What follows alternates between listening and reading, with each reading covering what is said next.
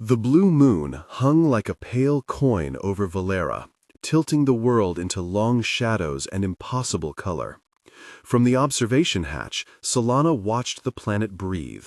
Swaths of violet forest stirring with phosphorescent breath, rivers that shimmered like spilled mercury. The shuttle hummed beneath her boots, its hull echoing the tiny, precise sounds of a machine that had already been through too much to be surprised by wonder. She felt the familiar prickle, the hunger that always arrived before an unfamiliar world. It sat beneath her sternum, equal parts scientist and child. Jack stood a step behind her, hands folded, jaw set with a preoccupied tightness. He had never been as taken as she with the lyric of another planet. He preferred maps, margins, measurements, things you could own. His presence was a measurement too, a constant, a gravity she'd loved, and later found heavy. Between them lay an unspoken ledger of apologies and small mercies. They came to Valera together because the mission had needed both of them. They stayed together because old patterns were easier than starting anew. They were here to document life, to test the theories that had kept them awake for years. The lead readouts promised anomalies, an energy signature down in the low ravines, pulsing at intervals that obeyed no terrestrial clock. It winked on Salana's instruments like a heart, and when the team descended, that pulse was everything. The first step onto alien soil is never like stepping onto Earth. The ground gave slightly beneath her boots, and the air tasted like rain mixed with something floral and metallic. Bioluminescent spores drifted in lazy spirals. A scent, green and resinous, with an undercurrent of iodine, wove into her lungs and settled into her thoughts. She felt, impossibly, as if the planet itself watched her arrival. They followed the pulse down a narrow corridor of stone and root, torchlight catching at threads of living crystal. The cave opened into a wide chamber where the air thrummed. The energy here was not electricity as she knew it. It was pattern, an architecture of light that spoke in slow, tidy waves. There was a presence, waiting. Nurth stood like a sculpture meant to move. Not humanoid, not even close. Tall, articulated, limbs flowing into each other in a design that made her brain try and fail to categorize. His skin, if skin was the right word, caught the cavern light and refracted it into tiny, ordered constellations. Lines of luminescence crawled under the surface and radiated outward. He watched them with an expression Salana would later call attention, which was as close as she could come to translating whatever it was. Curiosity, assessment, recognition. Jack held back. He always held back, when something demanded that he surrender control. The first contact was not a handshake or the exchange of technology. It was a pause. Nurth extended a limb, not like offering object, but like offering signature. A filament of light slid from his fingertip and braided with the pulse of air between them. Then, very gently, Salana reached out. The first touch was a whisper, a staticless current that did not shock so much as rearrange the furniture of her mind. Images like braided vines, a sky full of slow swimming things, a scent she did not know how to name, slipped into her thoughts. She was drowning in wonder and clarity at once. It felt like being taught a language by sunlight. Nurth curled a delicate tendril around a small cluster of bioluminescent petals from the cave floor and offered it to her. The flower glowed a honey blue in his grip. Jack shifted at her side. The muscles along his jaw twitched like an animal sensing an incursion. Salana accepted the flower with both hands. It pulsed against her palms, warm and alive.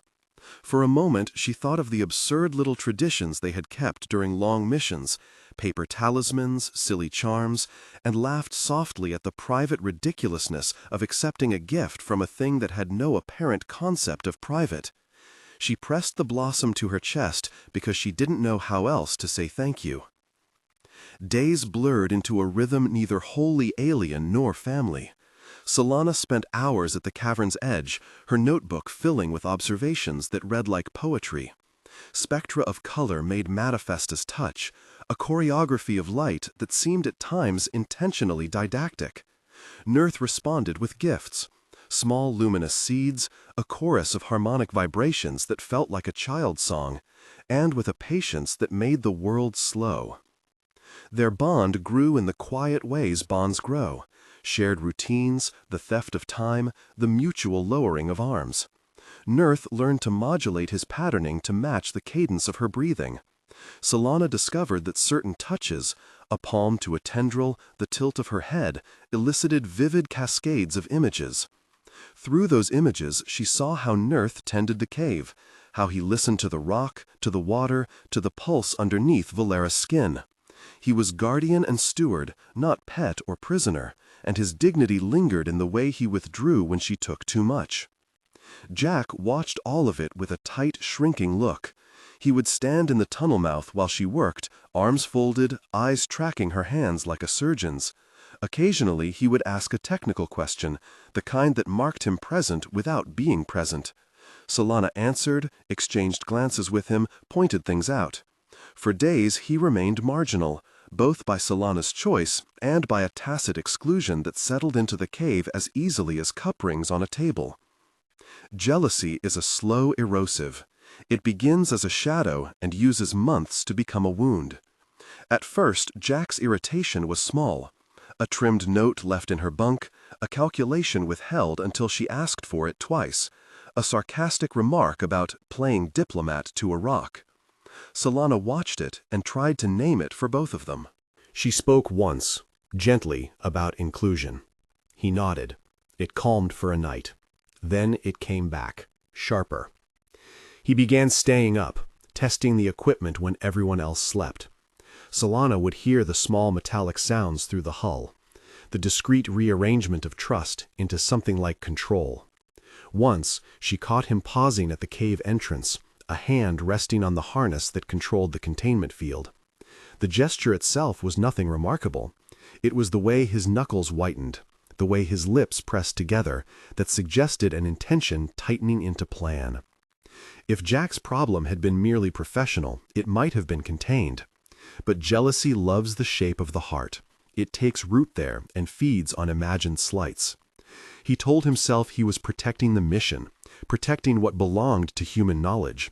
He told himself Salana would understand, that in saving the discovery, he was saving them. In the quiet hours, when the cave luminesced and the planet hummed, he stitched narratives that made his actions right. Meanwhile, Salana learned the contours of Nurth's mind. He did not speak, he broadcast. Light translated into meaning. He shared memory patterns like a teacher sharing a lesson plan, the taste of river-borne minerals, the slow migration of root systems that communicated across kilometers, the way certain stones stored sound like pockets. He mapped the planet for her the way someone might hum a map across a table. She wrote it down, not wanting to lose the fragile architecture of understanding that was forming. Their intimacy was not erotic in the way human stories have taught them to be. It was, to Salana, like learning the cadence of a friend's silence.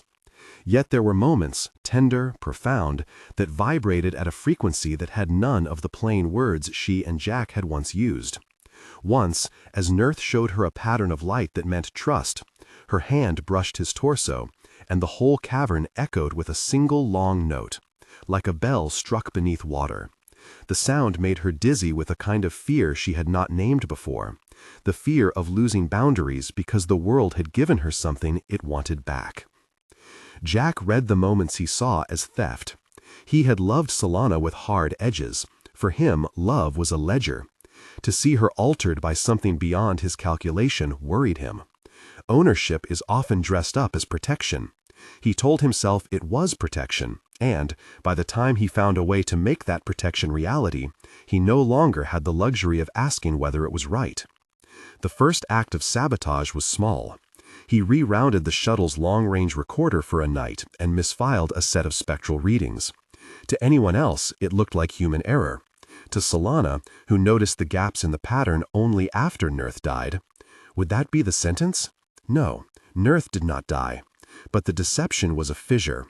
Salana confronted him in private, voice steady, asking why he had lied. "Because you were losing yourself," he said simply. He meant it. He also meant to hurt. She tried to meet him in words that had once soothed them. "This is more than us, Jack. It's science. It's a life." "It's a thing that took you away," he returned. "And if it takes everything, you won't be mine anymore." There are moments when the argument is over before it begins, an inevitability that slides in like fog. Both knew that they had crossed from disagreement to something else when Jack started to make lists, objectives that were no longer shared, but imposed. He worked at night on a device that could, in his mind, make contact controllable, a field that would bind Nurth's luminous patterns into human-readable strings, constrain his movement to a set region, extract data to human standards. He called it containment. He did not ever say the other words, possession, proof. Days later, Salana found his sketches, schematic lines that tried to cage light. She felt a dissonant chill, as if a hand had tried to close around the pulse at the center of her chest. There are kinds of betrayal that arrive before the act. Seeing the device was one. She tried again to build trust with Jack, to fold him into the conversation with Nurth. Nurth, in his inscrutable way, offered gestures of inclusion, light patterns that expanded toward the tunnel where Jack stood, sequences that used colors Jack's instruments could never quite capture. Jack returned flinching, as if the color itself accused him. Later that night, as Valera's twin moons slid past the cave mouth, Jack sat alone and did not sleep. He stared at the device like a man telling it to make sense of his life for him. He pressed a palm to the housing and told himself aloud the stories that justified what he was about to do. For science, for security, for love. It is dangerous when logical-sounding words dress immoral acts in their Sunday best. The night Salana learned of his plan, the cavern was quiet in a way that made the hairs on her arms stand up. Nurth had offered her a new pattern of light that felt like a promise. She had placed the luminous blossom against her cheek and breathed in the planet's breath. She could not imagine the same promise being translated into a lattice of metal and seizure. But she had read Jack's notes now. She had seen the way he had begun to think in terms of fences. "Why can't you just accept that I love you?" Jack asked one evening, words brittle. They had walked away from the glow of the cave into a smaller alcove. Salana turned to him, lantern light catching the fragments of his face like broken glass. "You speak as if my love is a sum to be counted," she said. "There's more life out there than can be held in the palm of a hand." He laughed without humor. "Then let me hold what I can. Let me make sure nothing takes you from me." The plan mutated from idea to action in the thin hours before dawn.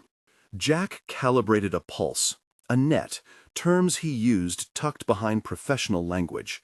The intent remained the same.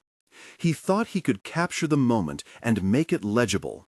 He believed that by rendering Nurth comprehensible and contained, he could also render Salana comprehensible. To himself, to the world, to the ledger that had always been his gospel. Salana, mostly, refused to accept that such a move could be made without voices and without argument. She spent the day in the cave, hands deep in the exchange that had become her work, and now, dizzying and wrong, her refuge. Nurth demonstrated a memory of rainfall, pouring light across the stone. He offered another blossom, smaller this time, like an apology. When she accepted it, the petals cooler than the first, she felt something like a prayer, for whom she could not say. Jack arrived at the mouth of the cave with boots heavy, device cradled like a weapon. He told himself all the justifications, protection, truth, the necessity of human stewardship. Salana saw him and, for a beat, everything narrowed to the width between his chest and hers. She was already connected to Nurth when he entered. Their hands were on his torso, fingers tracing the slow ridges of his luminescent patterns. The contact had been ritualized, an exchange they had evolved. She touched, He answered, information flowed like water through reeds. This time, her palms lay flat against the ripple that ran under Nurth's surface. The touch felt like pressing her palm against a warm river stone. Nurth's light shivered under her fingertips. Jack stood in the cave mouth, silhouetted, a thing that belonged to them and to the past. "Salana," he said, not a roar, not a plea. He tried to keep it regulated, but in his voice the restraint snapped. "I shouldn't let you do this," she said. Her words cut the cave like a narrow blade. She spoke to him, she also spoke to herself and to Nurth. The grammar of the line split like a prism, meant on the surface as a prohibition toward Jack, "Don't act, don't take this away," and underneath as self-rebuke, an admission that she feared the part of her that wanted to stay. Her hands were already on Nurth's body. In that single motion, phrase and touch, everything shifted. The phrase was neither wholly protective nor wholly self-directed. It was both, a three-way wire between her, the person she had loved, and the life she had not yet learned how to own. Jack moved then. It was not cinematic. There was no sweeping orchestra here, only the small, focused violence of someone flicking a switch. He reached toward the control housing at his hip. Salana's hands tightened on Nurth reflexively, fingers curving around the ripple of light beneath the alien surface. It was an act that looked at once like defense and worship. She anchored herself to Nurth the way one might press against a cliff to hold a place on a treacherous path. Nurth responded with light that was not frantic, but precise. Jack stood in the cave mouth, silhouetted, a thing that belonged to them and to the past. "Salana," he said. Not a roar, not a plea. He tried to keep it regulated, but in his voice the restraint snapped. "I shouldn't let you do this," she said. Her words cut the cave like a narrow blade. She spoke to him, she also spoke to herself and to Nurth. The grammar of the line split like a prism, meant, on the surface, as a prohibition toward Jack, "Don't act, don't take this away," and underneath as self-rebuke, an admission that she feared the part of her that wanted to stay. Her hands were already on Nurth's body. In that single motion, phrase and touch, everything shifted. The phrase was neither wholly protective nor wholly self-directed. It was both, a three-way wire between her, the person she had loved, and the life she had not yet learned how to own. Jack moved then. It was not cinematic. There was no sweeping orchestra here, only the small, focused violence of someone flicking a switch. He reached toward the control housing at his hip. Salana's hands tightened on Nurth reflexively, fingers curving around the ripple of light beneath the alien surface. It was an act that looked at once like defense and worship. She anchored herself to Nurth the way one might press against a cliff to hold a place on a treacherous path. Nurth responded with light that was not frantic, but precise. It unfurled a pattern that threaded through Salana's palms and into her awareness like a map, an instruction, an entreaty, an offer.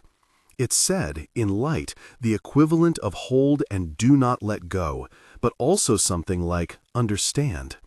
Salana felt knowledge gather in her limbs, old rules for new worlds assembling themselves from the pieces Nurth offered. Jack's hand closed on the device, and he activated something small and humming, a prickle that slid into the air between them. For a second it did nothing. Then the cavern answered with a deeper noise, a steadying drum that felt like a warning. The containment field he had crafted did not want to be born here. It pushed back with the stubbornness of the planet itself.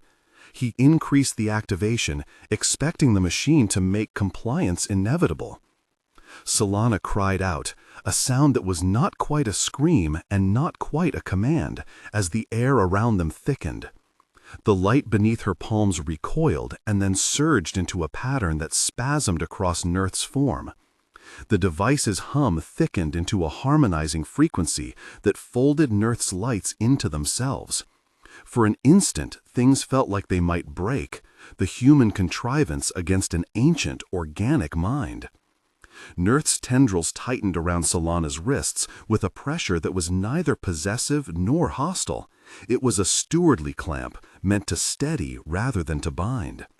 Salana felt the light under her hands threading into the device's signal, interleaving with Jack's field. The juxtaposition of intent was brutal, human control seeking to compress, alien communication widening into language. "You can't," Salana said, voice raw. Her palms glowed in the cave light. "You can't make him a thing." "I can make him safe," Jack said. He sounded like a man reciting doctrine he believed pure. "And you're losing the mission. You're losing us." "You already lost us," she said, and the admission stung more than anything he'd done. "Maybe I was never yours to lose." Those words cut him deep enough that for a fraction of a second his resolve broke. The device buzzed against his palm. In that gap, Nurth did something neither of them had seen before. He pulsed a sequence of light that congealed into something like a mirror. Salana saw within that reflected pattern an image of Jack as a small creature flailing in a sea he didn't know. It was neither judgment nor compassion. It was recognition. It took the sting of accusation and turned it into an understanding that hurt. Jack stumbled back, jaw slack, as if a truth had been shoved at him. Then anger took him again, rawer, less elegant, because some part of him could not register being seen without answer. The device's field ramped up like an animal increasing its warning call. The cave filled with a sound that altered the bones, a harmonic that made light vibrate. Nurth's form glittered and then tightened. Salana felt an ache at the base of her skull as images flooded. The history of guardianship, the pattern of the planet's defense, an encoded memory of how Valera warded itself against invaders. She understood, in a way that made her body shake, that Jack's device threatened the balance this place had maintained for millennia. And then the decision came to her as something older than policy or procedure. She could step away, allow Jack to calibrate his human's only victory, write the first human claim stamped on an alien life. Or she could put herself and everything on the line. The latter was not romantic. It was simply the only true choice for someone who had been taught to value life. She shifted her grip, palms flattening along a strip of Nurth's side, where the patterns ran like braids. Her hands were already there. She did something small. She pressed her forehead to the stranger's skin, breathing in the scent of metal and earth that clung to him. It was a contact that meant, "Take what you will from me, but not from him." Her voice came out thin. "Stop it, Jack. I'm asking you to stop." He looked at her as if she had made a new betrayal. The device hissed like a trapped animal. Something inside Jack had crossed a line before that night. He had isolated himself in stories of need and protection. Now, seeing her alignment, he felt the last defenses of his reasoning peel away. He lunged toward the device, a messy human motion, and in reaching, he knocked a cable loose. The field collapsed for a heartbeat. It didn't end with fireworks. It ended with a silence so heavy the cave seemed to be listening. Nurth sagged a fraction, and Salana's hands squeezed against him to steady. The cable, a small human artifact, lay at Jack's feet like a testament to a near miss. He stared at it, breathing hard. Rage, shame, and grief warred on his face. "You're making choices," he said simply. "And you're choosing to be the kind of man who thinks he can own a life," she answered. There was no triumph in her voice, only exhaustion. "I shouldn't let you do this," she repeated, softer now, not for him, but for herself. A recognition of complicity, of the way she had let the planet fill a space in her heart that once belonged to someone who could not reconcile with something that did not reduce. Jack stumbled out into the tunnel and then into the open. He didn't run, he didn't make the melodramatic exit. He walked away with the slow, defeated slouch of someone who had become aware of his own capacity for harm. Salana watched him go until the blue of the moon swallowed his silhouette. Inside the cave, Nurth's light thinned into a thread, and then into a hum that settled like the last note of a bell. He turned his head in a way that seemed considerate. It was hard to find metaphors that did not impose humanness onto him. Instead, Salana found herself using small human gestures anyway. He offered her the remainder of his blossom, and then withdrew the tendril from her palms. "You did the right thing," she said, to the air, to him, to the planet. It was not a pronouncement anyone had asked of her. It was, instead, the single thing she could say to steady her hands. The following hours were a fog of procedure. The team convened, questions flew. The mission commander tried to marshal protocol into a bandage on interpersonal hemorrhage. The data Jack had tried to subvert lay scattered images and partial readings, but they were not entirely meaningless. They were raw and beautiful and dangerous. Jack refused to speak to her directly. He filed reports that coldly phrased the night's events in terms of risk mitigation. In the logs, his words were professional and sparse. At night, he slept badly, pores open to nightmares. Salana found him sometimes at the edge of camp, staring at the moon like a man waiting for a verdict. When he looked at her, the expression was no longer the bright camaraderie of past missions, but something harder to name, a grief that tasted bitter. For Salana, the days that followed moved along a new axis. The team watched her with a mixture of baffled reverence and requisitioned suspicion. Nurth retreated sometimes, as guardians do when things get dangerous, and she felt the planet sigh in worry. She kept touching him, because touch had become the grammar of their communication, but now each contact carried the residue of human conflict. The mission commander called an emergency session. Protocol demanded an impartial review of what had happened, the appropriate flags and quarantines. Scientists argued and counter-argued with the weary, stern cadence of people trying to expel emotion from truth. Salana offered her notes. They read like love letters to a planet. She felt newly exposed for having loved something so thoroughly in a context that others saw mostly as resource. Jack's betrayal had altered more than the mission's data stream. It had changed what she believed herself capable of choosing in the middle of conflict. There was a terrible clarity. The ethical questions would not recede. They would compound. Whoever wrote the report next would decide, with whatever detachment they could summon, whether Nurth's mind was a subject or an object. Salana could almost hear the ledger being drawn up in bureaucratic ink, benefits and risks, claims and ownership. She returned often to the cave in the days that followed, even though the team cautioned against it. Nurth offered no speeches. Instead, he lit patterns that for Salana felt like a consolidation of trust. He gave her a tiny seed that glowed like a heartbeat and fit into her palm as if it had been designed for maintenance of hope. She hid it in the pocket beneath her jacket, where she pressed her fingers to it at night and remembered the way his light had warmed her palms. She thought of Jack as they walked. Once they had built models together in the lab, sharing equations and laughter over coffee that grew cold on the metal table. Now, equations had turned into devices, laughter into the static that swam under the cave's surface. She could feel the fracture inside herself, the thing that was too human, too tethered, and the part that sought a different allegiance. At the same time, she had not forgiven him, and she probably never would, at least not in any simple ledger of right and wrong.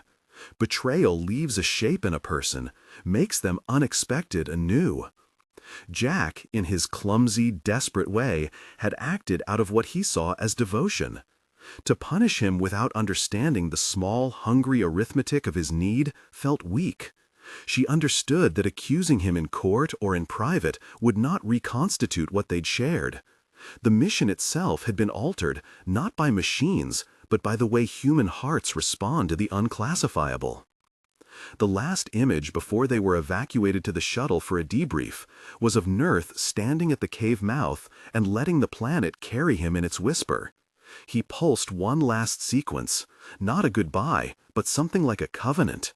Keep some things sacred. Do not convert every soul into data.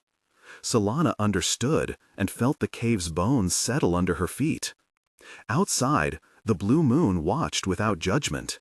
Jack boarded the shuttle with his shoulders set in a way that made him smaller. He avoided Salana's eyes. She sat across the cargo bay, hands folded, the glow of the seed she kept hidden radiating a private warmth. They returned to orbit with the evidence of the planet humming in their instruments and in their heads. Protocol would now ricochet around the world. Debates about contact procedures, whether the mission had been reckless, whether rights should extend beyond humanity. There would be committees, papers, 1,000 small acts that would try to make the unmanageable into a policy. Salana knew how those acts tended to go. In the quiet of her cabin, she pressed the glowing seed into her palm and listened to its slow, patient beat. Her hands had been on Earth when everything happened. That fact would not be erased. The phrase, "I shouldn't let you do this," would follow her. It had been said in a compression of purposes, a plea to Jack, an apology to herself, and an oath to the creature beneath her fingertips. She did not yet know how to stitch the remaining frayed edges back together. The mission's data, now partial and contested, would force humans to decide whether to come back and try again, or to step away, to leave Valera's guardians to their quiet and their patterns. Either decision would be a kind of violence. Her last night before the debrief, she climbed to the observation hatch and looked out at the planet that had rearranged her. She thought of Nurth's light, of Jack's face when his rationale slipped, of the way desire and possession wear the same clothes and share the same shoes. She thought about responsibility, which is not always the same as restraint. She thought about choice. Something like resolve gathered in her chest. Not a confident flame, but a steady ember. She would not, she decided, allow the world to be catalogued and consumed without the ones it belonged to having a voice. She had seen the planet's language. She had felt the hum of a mind that did not belong to her ledger. She would carry that with her like a quiet treasure against the bureaucracy of claim. Jack would have to answer for what he tried to do. The mission would have to answer, too, for how it treated living things that were not immediately legible. And between those public reckonings, there was her private reckoning. To keep her hands honest, to resist possession disguised as protection.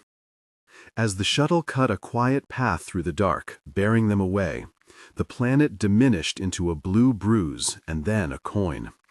Salana tucked the seed into a small pocket in her flight jacket, a secret as simple and as dangerous as a vow. For what came next, formal investigations, possible reprisals, the